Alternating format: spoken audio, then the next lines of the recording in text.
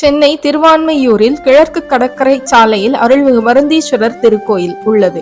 இத்திருத்தலத்தில் சிவபெருமான் மேற்கு நோக்கி மூலவர் மருந்தீஸ்வரராக காட்சியளிக்கிறார். தாயார் திரிபுர சுந்தரி, உற்சவமூர்த்தி தியாகராஜர். மருந்தீஸ்வரர் கோயிலின் தீர்த்தம் பஞ்ச தீர்த்தம். தல விருட்சமாக வன்னிமரம். 1200 ஆண்டுகள் பழமையான கோயில் இது.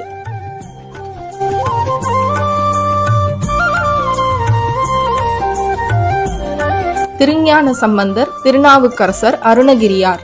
மந்தமாகிய சிந்தை மயக்கருத்து அந்தமில் குணத்து ஆணை அடைந்து நின்று எந்தை ஈசனென ஏத்திட வல்லீரேல் வந்து நின்றிடும் வான்மியூர் ஈசனே.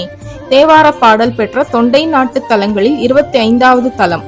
சிவனின் தேவார பாடல் பெற்ற 274 தலங்களில் 258வது சிவத்தலம் இது.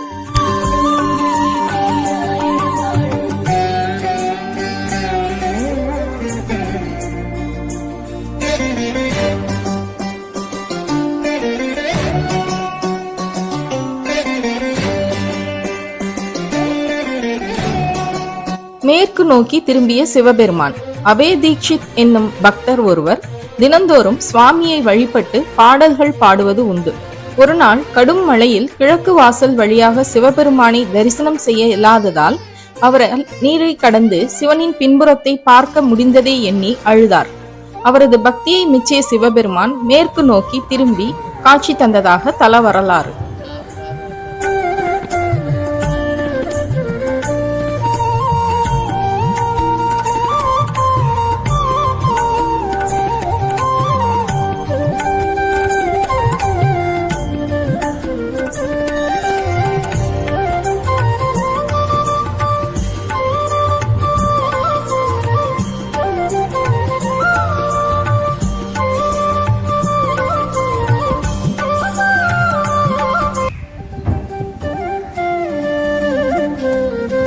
மருந்தீஸ்வரரை வான்மீகிநாதர், வேதபுரீஸ்வரர், அமுதீஸ்வரர், பால்வண்ணநாதர் என்ற பெயர்களிலும் அழைக்கப்படுகிறார். அகத்திய முனிவருக்கு வன்னி மரத்தினடியில் காட்சி தந்த சிவபெருமான் உலகத்தில் உள்ள நோய் தீர்க்கும் மூலிகை பற்றி உரைத்ததால் மருந்தீஸ்வரர் என அழைக்கப்படுகிறார். நடராசருக்கும் தட்சிணாமூர்த்திக்கும் தனி சிறப்பு உண்டு.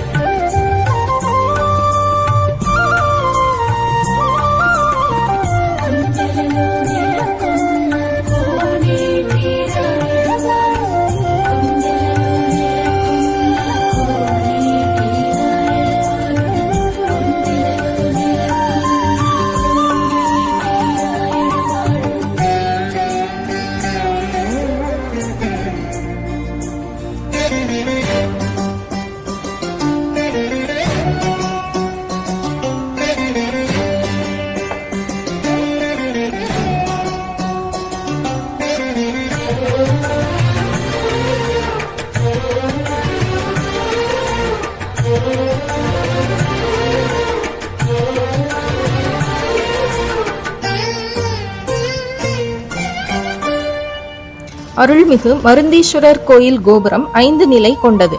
கிழக்கு நோக்கியும் மேற்கே நோக்கியும் ஒரு வாசலும் என 2 வாசல்கள் உள்ளன. கிழக்கு வாசலில் 36 தூண்கள் கொண்ட சோமகந்தர் மண்டபமும் உள்ளது.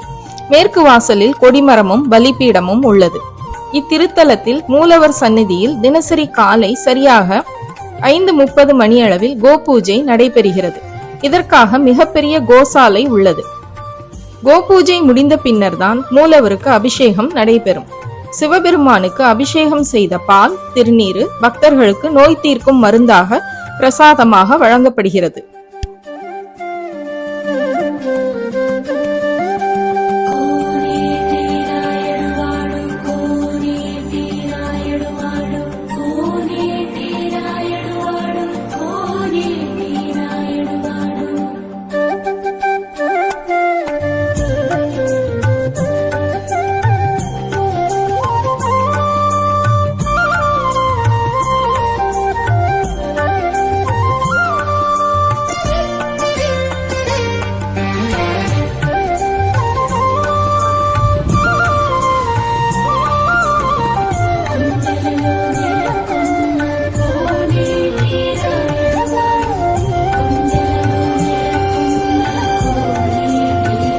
காமதேனு பாப விமோச்சனம் பெற்ற தலம்.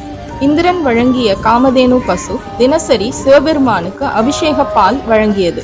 ஒரு நாள் காமதேனு கால தாமதமாக பால் வழங்க இந்திரன் காமதேனு மீது கோபம் கொண்டு காட்டுப்பசுவாக சபித்தார். இத்திருத்தலத்தில் காமதேனு வன்னி மரத்திலுள்ள ஒரு சிவனுக்கு பால் சுரந்து அபிஷேகம் செய்த காட்டுப்பசு பாப விமோசனம் பெற்று மீண்டும் காமதேனுவாக மாறியது.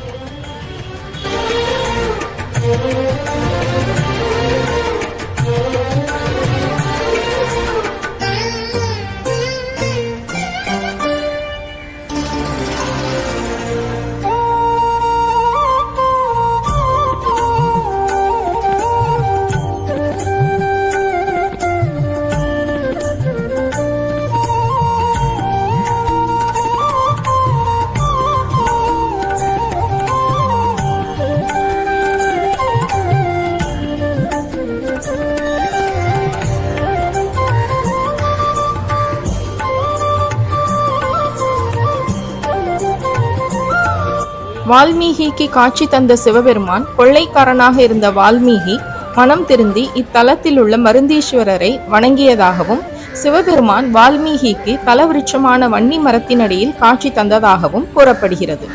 பங்குனி பிரம்மோற்சவத்தின் போது அகத்தியருக்கும் காட்சி தந்த வைபவமும் நடைபெறுகிறது. 3 சக்திகளை கொண்ட விநாயகர், 108 சிவலிங்கம், பஞ்சலிங்கங்கள், சுப்பிரமணியர் என தனித்தனி சன்னதிகள் உள்ளன. இது தவிர துர்கை, கஜலட்சுமி, சண்டிகேஸ்வரர், பைரவர், மகாவிஷ்ணு என சுவாமிகளும் இருக்கின்றனர்.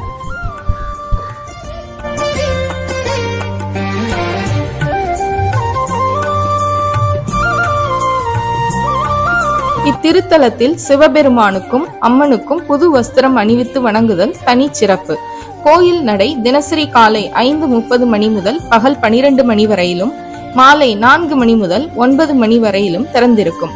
11 வகையான அபிஷேகங்கள் தினசரி நடைபெறுகிறது.